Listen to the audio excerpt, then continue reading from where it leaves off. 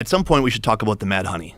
You saw us talking about mad honey on the show, and you reached out and said, I'm actually right now harvesting mad honey. This was in Nepal. Nepal. Very close to Tibet. What that truly is I transferred the honey to this grocery store bottle, so if I went through customs, I wouldn't have any issues. And this is supposed to be the honey that makes you trip balls? Yeah. The honey comes from these cliffs. So it was about maybe a 12-hour drive from the capital of Kathmandu that we went to this village of maybe 500 people, and we joined these guys as they collected the honey. And they basically risk their lives taking these ladders. And so they take these rolled up ladders and they string it on the cliff, and then they have to carefully use these long sticks to cut the honeycomb off of the mountainside.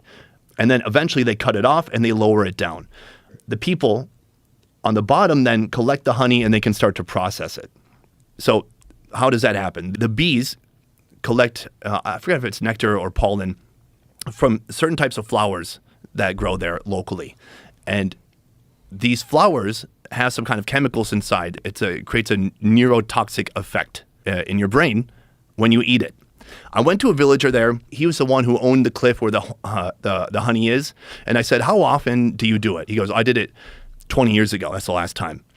I said, can you walk me through the experience? He said, I took a lot and I couldn't walk for 24 hours. Oh, you couldn't walk. Okay. That's pretty extreme. I've heard similar stories from people while I was there, and it seemed interesting because at least in the village I went to, I know it's different in different parts of Nepal, but at least where I went, people seemed like, yeah, I've done it and I'm good. And they didn't really want to do it much more. So why are they collecting it? Well, there's a big market in places like Japan and especially Korea, they said, where people want to buy the honey and eat the honey, which is interesting because I looked it up and it's actually illegal in Korea, it said. So this brings me to... That day I tried a bit. I tried about a spoon. And I got scared about trying too much because we still had to hike an hour out of there, then a 3-hour drive. I'm like, I need to use my legs. But my brother joined me, my brother Scott joined me at a hotel in St. Cloud recently about a week and a half ago. And he knew I had the honey because I talked about bringing it here. And he's like, I want to try the honey. And he's a bit of a hater. And he's like, it's fucking honey. What's going to happen? And I got to go to bed because I got work to do the next day. And so I'm in his room across from mine in the hotel. And I give him a couple spoons. And I'm like, you should just do a couple spoons, wait 30 minutes and see how you feel. He goes, yeah, no, just give me more. You're going to sleep soon. Just give me more. If I want more, I'll take it. So while I'm still there, he takes more, maybe 5-6 spoons. Then I go, all right, I got to go to bed. Have a good time. Let me know. Actually, I said, why don't you text me the effects during the evening and I'll know what to expect when I do it. So here's what he said. I've got his text right here. Feels good, warm breath. He goes on. Totally legit. Hater vibes. Gone. My body's on fire in a very positive way. It's weird. My scalp feels hot. My muscles tingle. So far good.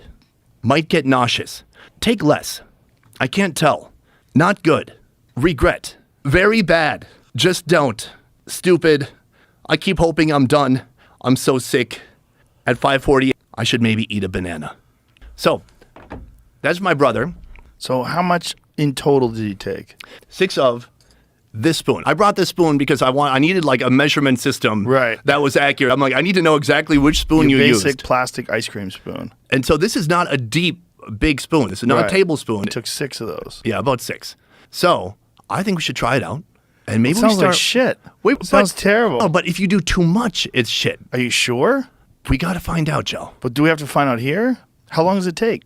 I think the show will be over before we really feel it. How much time do we have left?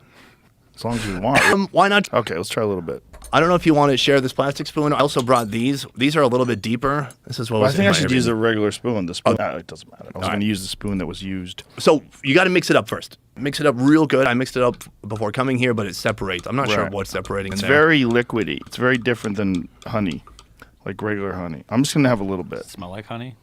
Yeah. It tastes like honey, too. Do a whole spoon. No. I'm going to do a half spoon. You got plans tonight? Yeah, I got a show I got to do. I can't have fake legs. My legs aren't moving. Fake legs. It feels weird. So don't drink any water. I'll take a little bit, too. It definitely feels different than regular honey. I think I took too much. Yeah? Let's find out. So... You want to put the lid on it? I'll leave this one here for you. You can try it on your own time. Oh. The first thing I experienced... You don't want to leave me alone to try things on my own time. I've gone down dark roads. Do you feel anything? Because right away, I feel it in the back of my throat. Yeah, I feel it in the back of my throat. Itchy. Like I want to cough, I want to clear my throat. Yeah, it's almost got like it's not hot like hot peppers, but it's got like that feeling like you're reacting to it almost like a hot pepper a little bit. Yeah, like I want to cough when I have it. So I'm told, at least by this guy in the mountain in Nepal, don't drink any water. He's Why? like, you're just going to want to drink more and more water. And look, I don't know if this is like a redneck, like mountain bro speak, bro Right. science. But he said, sorry, yeah, I'm feeling it. At least here in my throat, I'm feeling it. How did your brother feel after it was all over? So this guy said, if you drink water, you're just going to want to keep drinking more and more water, and you'll never stop drinking water, and it'll make you more sick. Okay. I don't know. So my brother felt hungover the next day. He felt stiff. He said that, so what happens is it can lower your blood pressure. And I think that's what makes it difficult to move and to walk. So your next question might be, why the fuck do people want to take this? I couldn't figure it out. And so I think maybe in the right dose, like too much of anything is bad. A little bit of cough syrup, great. The whole bottle, I did that one time. Huge mistake. You know when you watch the news and they're like, hey, kids are doing this and they shouldn't be. And you're like, fuck, you Why can are get they high doing from it? cough syrup? Right. I was like, I'm going to do that. And I did it, and it was like the worst 24 hours of my life. I think a little bit of honey in your tea at night might calm you down. It might be soothing. I'm not sure. But to me, it's unclear why people are into it. Folks in Korea seem to like it a lot. At least that's what I learned in Nepal. So what's the recommended dose? Yeah, that's the tricky part. There's not one, and then there's no way of figuring out like how potent. You know, it's not like when you buy marijuana edibles, you can figure out how many milligrams are. Can you really? Well, at least it's a rough estimate, right? Here it says, mad honey has been commonly used as an aphrodisiac, sexual stimulant, in alternative therapy for gastrointestinal disorders, peptic ulcer disease, dyspepsia, and gastritis, and for hypertension for a long time. See what the recommended dose of mad honey is. So they're selling a bunch of mad honey online, but is that real or is a lot of it phony baloney? It's hard to say. And, you know, the trouble I had even when I was there, and luckily I had a fixer, a local producer who I could really trust, and he said it's a real deal, and I trust him. As soon as I tried it, I felt something, like, you know, I felt it in my throat. Did you feel your face get a little bit warm or flush? No. Or maybe you didn't take enough. Hopefully. But hopefully.